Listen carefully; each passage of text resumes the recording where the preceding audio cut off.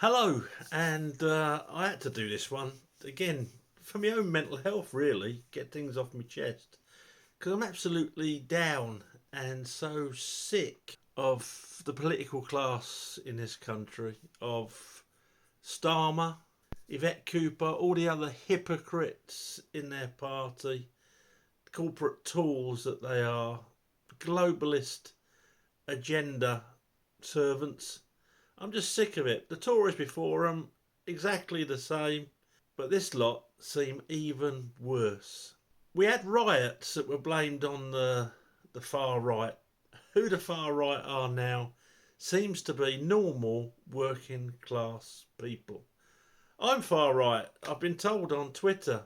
I've spent a life trying to promote equality of opportunity. I don't think you can dictate equality of outcome. I think you just get lots of people who are really bad at their jobs.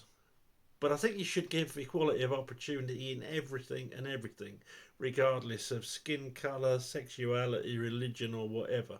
Spent my whole life actually physically fought to defend friends who have been racially abused. I actually got more offended than they did, I think. And I'm now far right.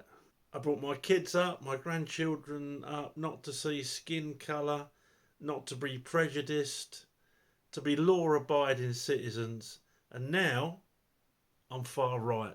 I brought my children up to be good people, respectful people. But I tell you what I've learnt about respect in this last year, maybe 2 years, particularly on social media, is that you have to respect the person who disagrees with you. You have to respect the person abusing you for it to mean anything. If some random idiot who's been indoctrinated and has sucked it all up calls me far right, it doesn't mean anything anymore. I honestly don't care. If my best friend called me far right, it'd hurt me, it'd mean something, and we'd sit down and have a conversation as to why he thought that. Fortunately, that's not the case. But Starmer and co, oh, we're far right. No matter what you speak about, you shouldn't be speaking about it. Well, I'm sorry, but I'm not having it. Prison sentences, and I've never been in trouble in my life. I'm an ex-police officer who worked in a multicultural society and saw the emergence of two-tier policing probably for the first time, with kid gloves on a certain community whose radical side can be volatile to say the least. And I don't think politicians know how to handle it. The upper echelons of the police certainly didn't. Now, I'm not religious. And the reason I'm not religious is because when I was younger, my parents gave me the choice of reading all the religious books and deciding if it was for me. Well, the Bible wasn't. And listen, I've got lots of great friends who are Christians who I respect wholeheartedly. The Bible wasn't for me. When I read the Old Testament, the story of Job, read it. He's a good man. God has a bet basically with the devil saying if I kill his family and everything that's dear to him, he would still have faith in me. And so God does. And Job does. Blind faith, I thought to myself, that's not a good thing from my point of view. I respect everyone else's views. There's other parts of the Old Testament particularly I hated. You know, a God who spites people and is feticidal, killing babies in there, ripping babies out of their mother's stomachs and that. And I thought, no, no. Now, Jesus seems a good guy. And if he was, as some people say, a historical figure, whether he was a son of God or not, which I personally doubt, he was a good guy. Or so we're told. I'm sure he had his failings, but he certainly upset a lot of people. Now, the Quran, a lot of conjecture over it, but if Muhammad did marry a 6-year-old Aisha and mute the marriage at the age of 9, I can't see why anyone would follow a prophet like that. Allah seemed particularly interested in turning non-Muslims into apes and pigs.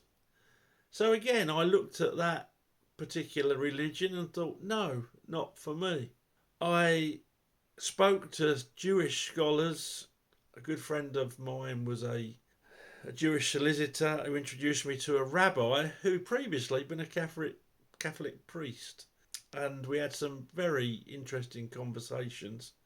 And no, eventually I decided that religion wasn't for me.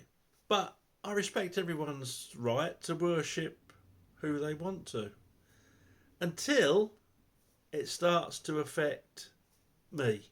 And until it starts to affect the majority of the population in a certain area that doesn't want to take on board those values.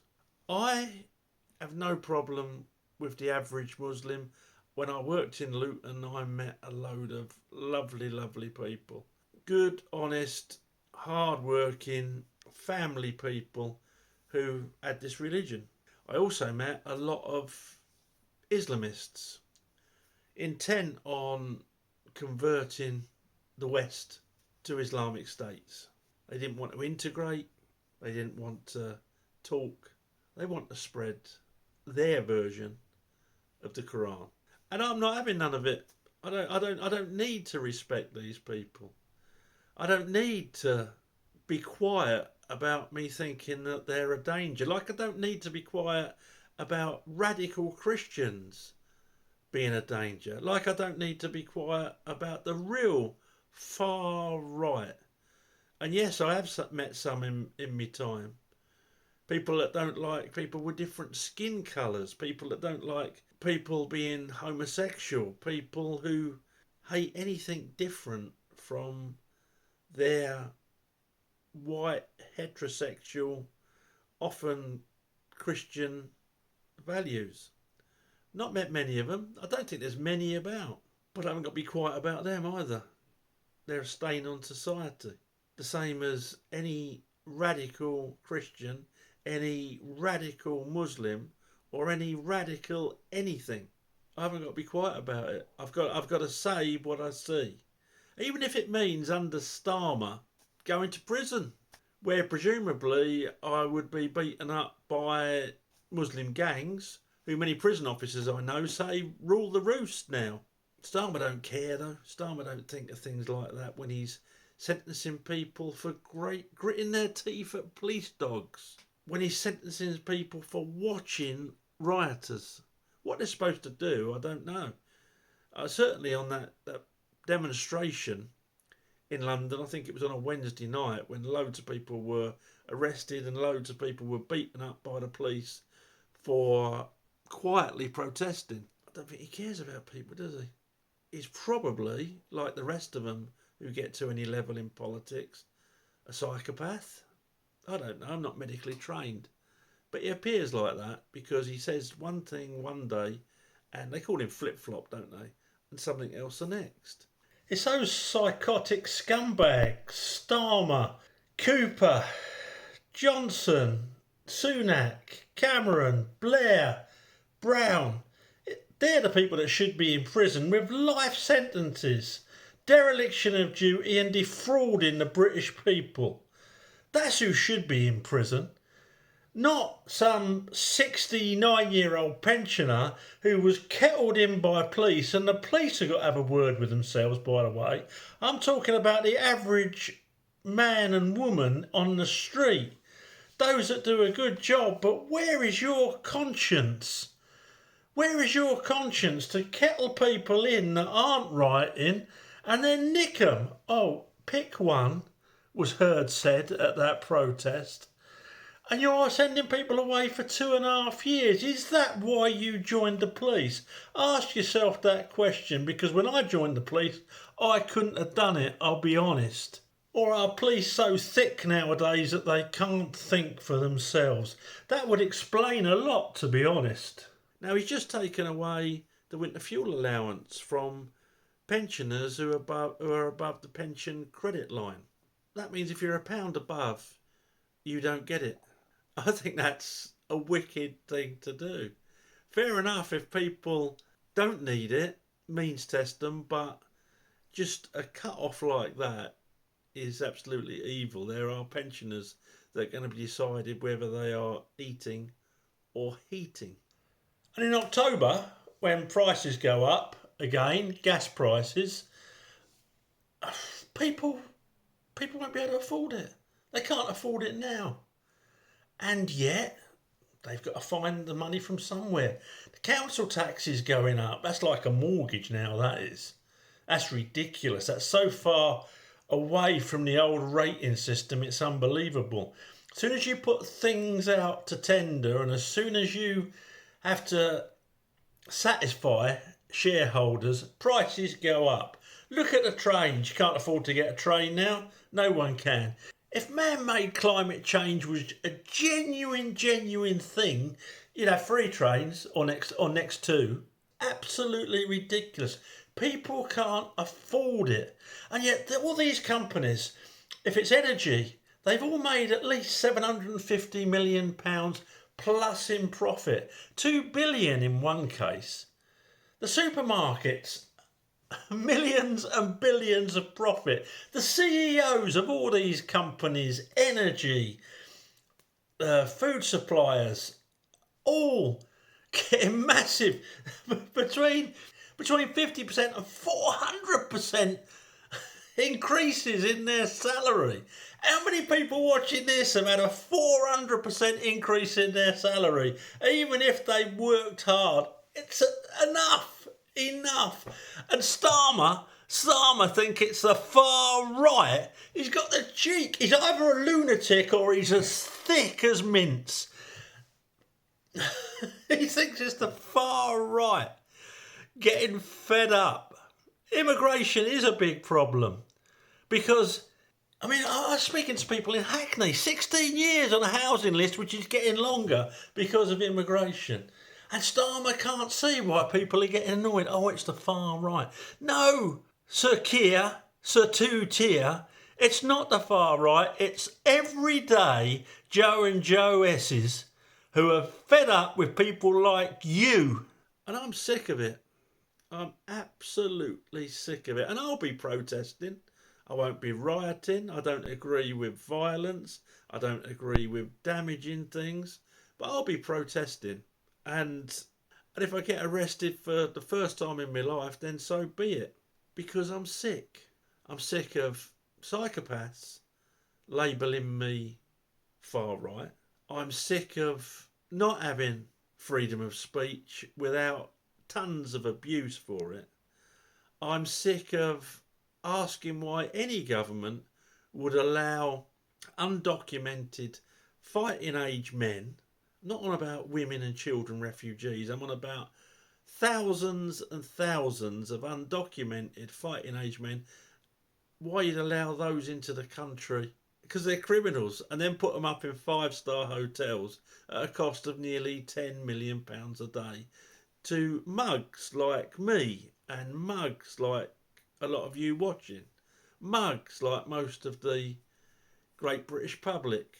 Why would any government do that unless there wasn't an end goal, unless they didn't want to sow the seeds of division so that they get civil unrest and so they can presumably then introduce digital ID, which ties up with digital money, so they can control your money, so they know where you are 24/7. A surveillance state like China. These cultural Marxists, and that's what I think Starmer and co are going down the lines that they are. Either that or they're so scared of radical Islam they refuse to see the problems in front of them.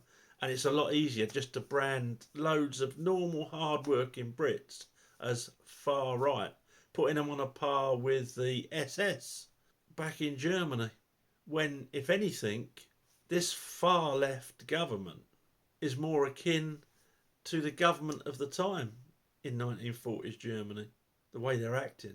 Can't say this online. We've set up... Knife crime is absolutely at pandemic levels.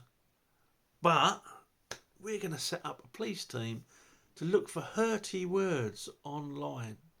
If someone's inciting hate, fair enough. If someone's inciting someone to go commit violence, fair enough. But we do have our human rights. We do have the right to freedom of speech. And I've seen judges who have put their own connotation, without evidence, put their own meaning to things people have done and said, put their own judgment without any evidence whatsoever into the sentences that they carried out. That's a dangerous place to be going. And I can't get over the fact that Yvette Cooper, who was investigated back in, I think it was 2007, for potential fraud, which wasn't a fraud actually, because her and Ed Balls actually had a property in Yorkshire, a smaller property, a big property in London, £655,000 mortgage on it, I think it was, if I remember rightly. And they put the London home as their second home, so they got more expenses. Not someone with any morals or any care for the great British taxpayer would do, but that's what they did. They also took money, I'm not sure if it's alleged or if it was actually found to be true. They got donations from certain companies that they then lobbied for.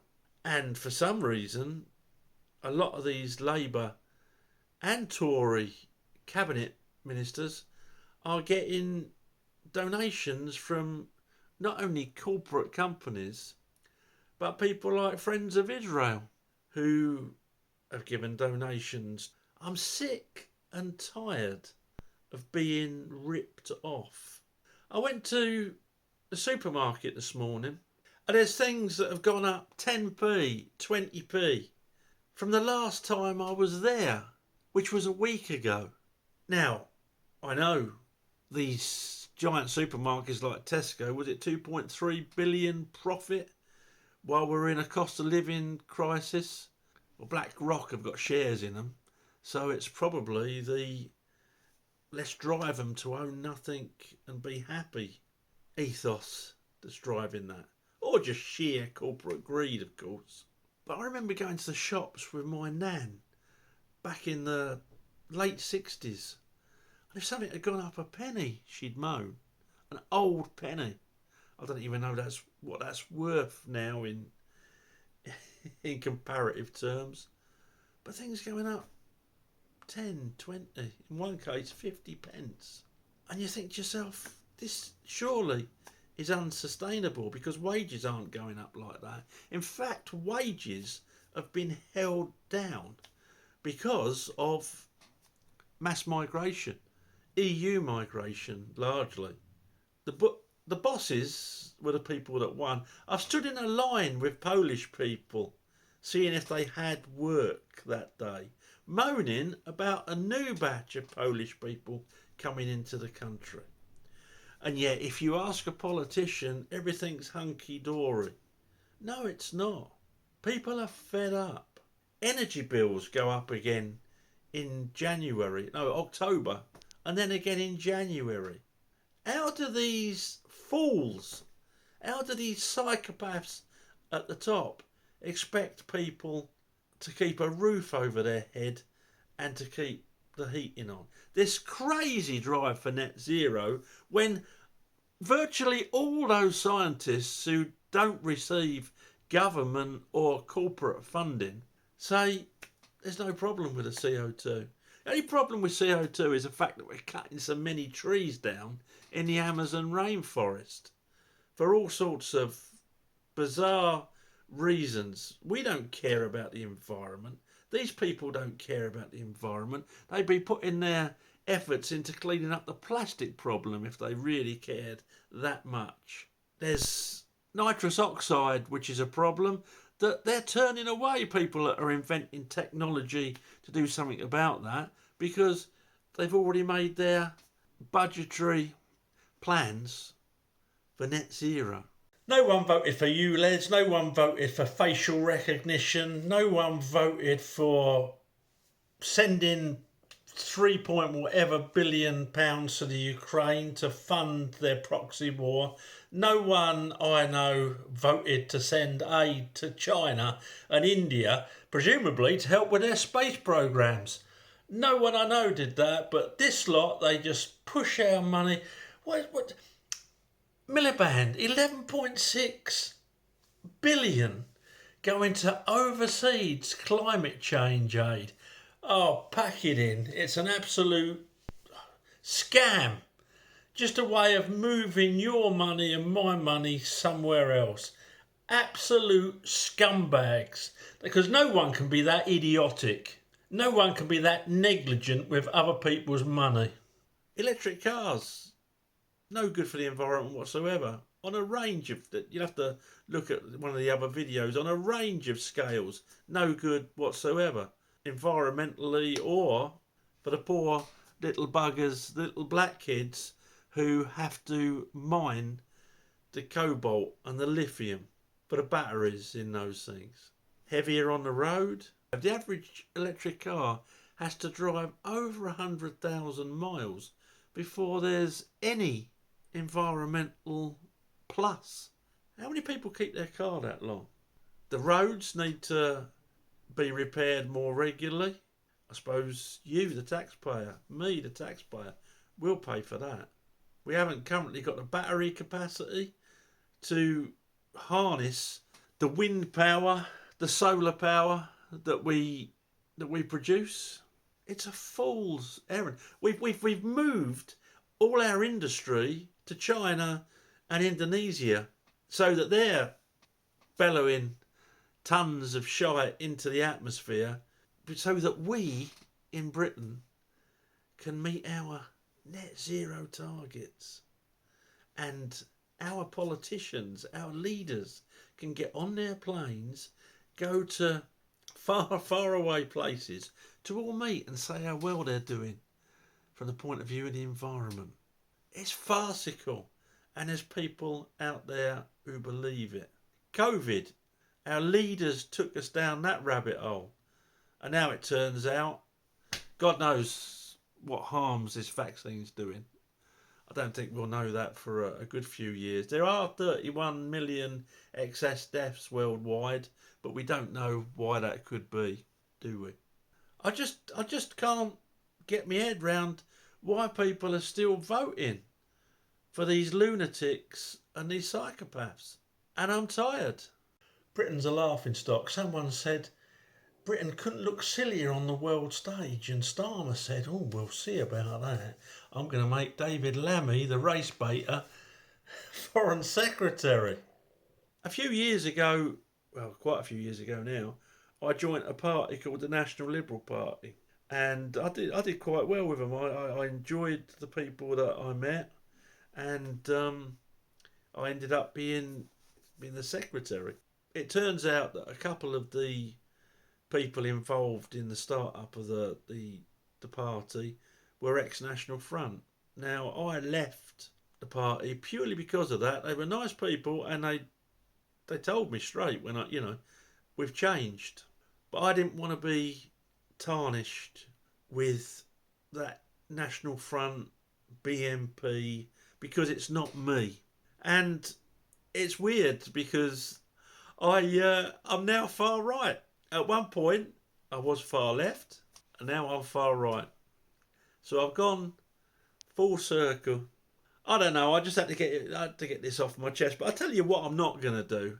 I'm not going to curtail saying what I think because of someone like Yvette Cooper or Keir Starmer, who for me have got the morals of Genghis Khan.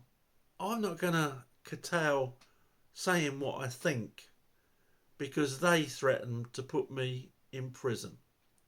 If I go to prison, I go to prison.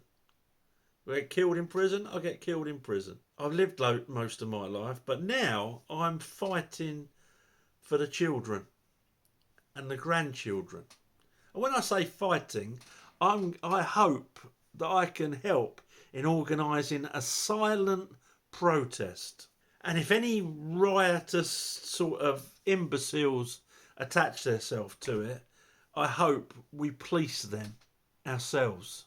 Because I think there is a two-tier policing system in this country. There is a two-tier governmental system in this country.